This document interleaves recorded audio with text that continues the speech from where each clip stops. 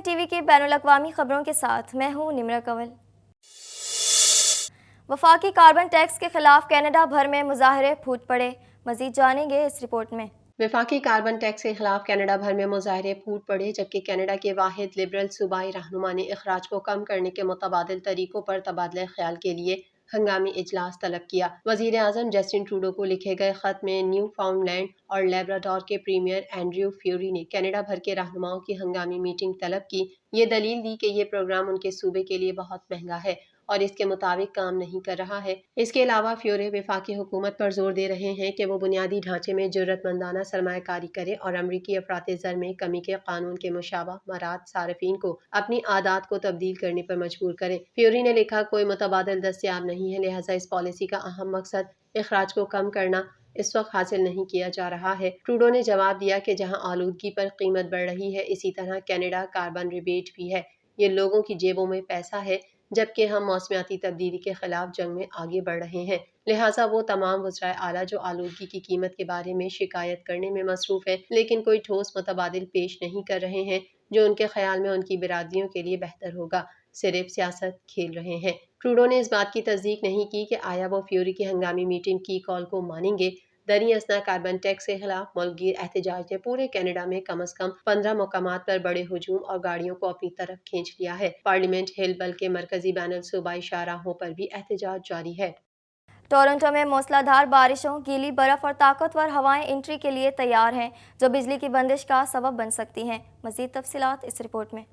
Toronto میں موسلا دھار بارشوں، گیلی برف اور طاقتور ہوائیں انٹری کے لیے تیار ہیں جو بجلی کی بندش کا سبب بن سکتی ہیں۔ انوائرمنٹ کینیڈا نے شہر کے لیے موسم کا ایک خصوصی بیان جاری کیا ہے جس میں کولوراڈو میں کم درجہ حرارت کی وارننگ جاری کی گئی ہے، جس سے منگل کو خطے پر اثر انداز ہونے کی توقع ہے۔ انوائرمنٹ کینیڈا کے مطابق بارش جو بعض اوقات بھاری ہو سکتی ہے، منگل سے بدھ تک جاری رہنے کی توقع ہے۔ بدھ کی رات جیسے ہی ٹھنڈی ہوا داخل ہوتی ہے، بارش گھل مل سکتی ہے یا گیلی برف میں تبدیل ہو سکتی ہے، جس سے جمعرات کی شام کو کم ہونے کی امید ہے۔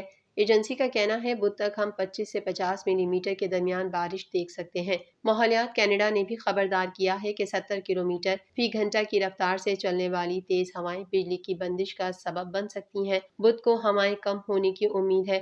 ماہرین موسمیات کے مطابق اگلے چند دن ڈرائیوروں کے لیے بہت مشکل ہو سکتے ہیں۔ کینیڈا میں PIA کی ایئر ہوسٹس ہنا ثانی کو رہائی کے بعد جوتوں میں سے منشیات آئس برآمد ہونے پر دوبارہ گرفتار کر لیا گیا۔ مزید جانیں گے اس رپورٹ میں۔ کینیڈا میں PIA کی ایئر ہوسٹس ہنا ثانی کو رہائی کے بعد جوتوں میں سے منشیات برآمد ہونے پر دوبارہ گرفتار کر لیا گیا۔ تفصیلات کے مطابق ابتدائی طور پر رہا کیا جانے کے بعد اب انہیں دوبارہ گرفتار کر کے جیل بھیج دیا گیا ہے۔ PIA کے ترجمان نے ہنا ثانی کی جیل منتقلی کی تصدیق کی ہے، تاہم ان کے خلاف مخصوص الزامات ابھی تک واضح نہیں ہے۔ یہ پیش رفت ایسٹر کی تعطیلات کے اختتام پر ہفتے کے درمیان سامنے آئی ہے۔ توقع ہے کہ کینیڈین امیگریشن حکام انہیں جلد مقامی عدالت میں پیش کریں گے۔ میڈیا رپورٹس کے مطابق ہنا ثانی نے مبینہ طور پر ٹورنٹو ہوائی اڈے پر تعینات PIA کے 2 دیگر اہلکاروں فائزہ جاوید اور جمیل کا نام لیا جنہوں نے مبینہ طور پر ان کی مدد کی۔ اطلاعات کے مطابق کینیڈین امیگریشن حکام نے فائزہ اور جمیل سے رات گئے تک پوچھ گچھ کی اور اس معاملے میں ان کے ممکنہ ملوث ہونے کا عندیہ دے دیا۔ خیال رہے کہ اگر ہنا ثانی کو ملک بدر کیا جاتا ہے تو وہ عملے کی حیثیت سے نہیں بلکہ مسافر کی حیثیت سے پاکستان واپس جائیں گی۔ گرفتاری سے قبل ہنا کو مبینہ طور پر کینیڈین حکام کی جانب سے وارننگ موصول ہوئی تھی۔ واضح رہے کہ پاکستان کی وفاقی تحقیقاتی ایجنسی نے مبینہ طور پر PIA سے رابطہ کر کے ہنا ثانی کے معاملات کے بارے میں تفصیلات طلب کی ہیں۔ سابق امریکی صدر ڈونلڈ ٹرمپ کو ججز کے خلاف بولنے سے روک دیا گیا۔ مزید تفصیلات اس رپورٹ میں۔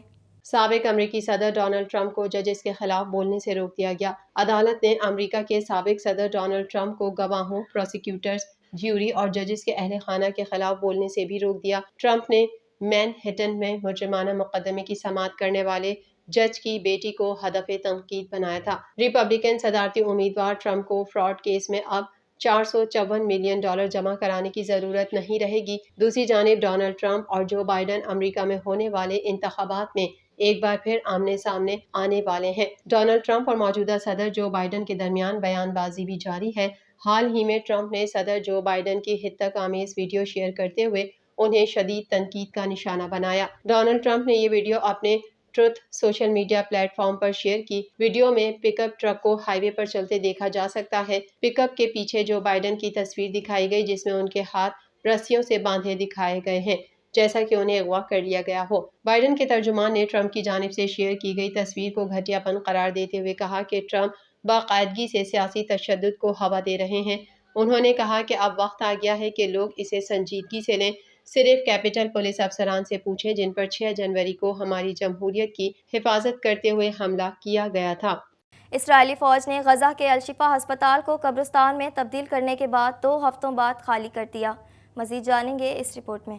اسرائیلی فوج نے غزہ کے الشفا ہسپتال کو قبرستان میں تبدیل کرنے کے بعد 2 ہفتوں بعد خالی کر دیا۔ غیر ملکی خبر ایجنسی کے مطابق اسرائیلی فوج الشفا ہسپتال کا 2 ہفتے سے جاری محاصرہ ختم کر کے پیر کو واپس روانہ ہو گئی۔ اسرائیلی فوج کے اس بدترین دہشت گرد حملے میں اسپتال میں زیر علاج سینکڑوں مریضوں اور ان کے لواحقین کو بے دردی سے شہید کر دیا گیا۔ فلسطینی خبر رساں ادارے کے مطابق اسرائیلی فوج کے انخلا کے بعد الشفا میڈیکل کمپلیکس سے سینکڑوں فلسطینیوں کی لاشیں ملی ہیں۔